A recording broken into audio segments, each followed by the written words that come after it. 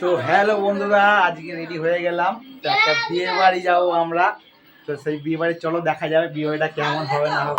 চলে এলাম আমরা বিয়ে বাড়িতে।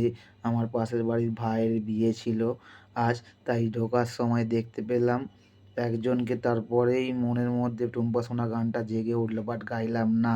তারপরে ঢুকে পড়লাম ভেতরে। তা দেখেই যে এরা সব বসে পড়েছে পকোড়া নিয়ে অলরেডি। তা আমাকেও তো ভাই খেতে হবে।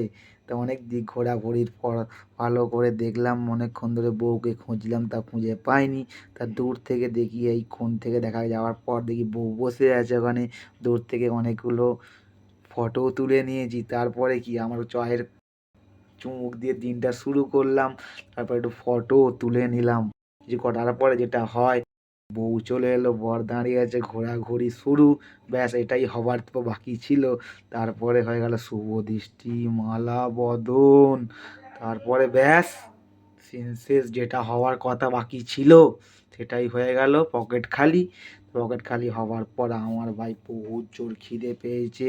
কারোর জন্য অপেক্ষা না করে টপাটপ যা খাবার দাবার এসেছে খেয়ে নিলাম, কোনো কিছুই বাদ দিইনি। बोल देगा ना आते खाई बॉस बॉस की आते खाई बॉस रहा नहीं जाता।